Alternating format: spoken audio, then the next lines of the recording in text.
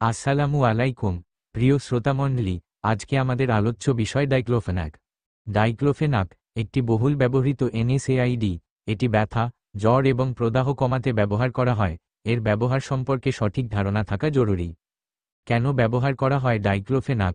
মাথা ব্যথা, দাঁতের ব্যথা, মাসিকের ব্যথা, পেশি ব্যথা, হাড়ে আঘাতের ব্যথা, পিঠে ব্যথা, হালকা থেকে মাঝারি ধরনের ব্যথা, প্রদাহজনিত ব্যথা যেমন অস্টিওআর্থ্রাইটিস, যেমন হাঁটু, নিতম্বের ব্যথা, রিউমাটয়েড আর্থ্রাইটিস, যেমন গিঁটে গিঁটে ব্যথা ও ফোলা, অ্যাঙ্কাইলোজিং স্পন্ডিলাইটিস, যেমন মেরুদণ্ডের প্রদাহ, গাউট, যেমন ইউরিক অ্যাসিড জমে গিঁটে ব্যথা ও ফোলা, আরও অন্যান্য যেমন জ্বর কমানো, কিছু ক্ষেত্রে বাতজ্বর বা অন্যান্য প্রদাহজনিত অসুস্থতার লক্ষণ নিয়ন্ত্রণ। ডাইক্লোফেনাক ব্যবহারে কি কি ক্ষতি হতে পারে? পাকস্থলীর সমস্যা যেমন গ্যাস্ট্রিক সবচেয়ে বড় ঝুঁকি। বুক জ্বালাপোড়া, বমি বমি ভাব, বমি, পেটে ব্যথা, গ্যাস্ট্রিক আলসার, রক্তপাত, এমনকি ছিদ্র হওয়ার ঝুঁকি থাকে। দীর্ঘদিন ব্যবহার, উচ্চ ডোজ, বয়স্ক ব্যক্তি, স্টেরয়েড বা রক্ত পাতলা ওষুধ সেবনকারীদের ঝুঁকি সবথেকে বেশি। হৃদরোগ ও স্ট্রোকের ঝুঁকি বাড়ায়।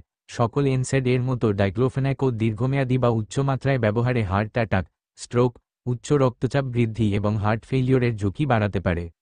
যাদের আগে থেকেই হৃদরোগ আছে বা ঝুঁকি আছে, তাদের জন্য বিশেষভাবে সতর্ক প্রয়োজন। দীর্ঘদিন ব্যবহারে কিডনি বিকল হওয়া, প্রস্রাব কমে যাওয়া, কিডনিতে পানি জমা হতে পারে। যাদের আগে থেকেই কিডনির সমস্যা আছে, ডিহাইড্রেশন আছে বা হার্ট ফেইলিওর আছে, তাদের ঝুঁকি বেশি। কিছু ক্ষেত্রে লিভার এনজাইম বাড়তে পারে, জন্ডিস হতে পারে, এমনকি গুরুতর লিভার ক্ষতিও হতে পারে। ত্বকে ফুসকুড়ি, চুলকানি, শ্বাসকষ্ট, এমনকি মারাত্মক অ্যানাফাইল্যাকটিক শক হতে পারে, বিশেষ করে যাদের অ্যাসপিরিন বা অন্য অ্যালার্জি আছে।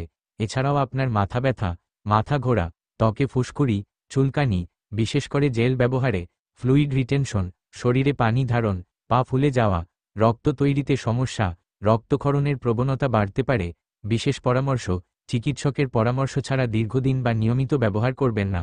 আসুন ডাক্তারের পরামর্শে ওষুধ সেবন করি, সুস্থ সবল সুখী জীবন গড়ি।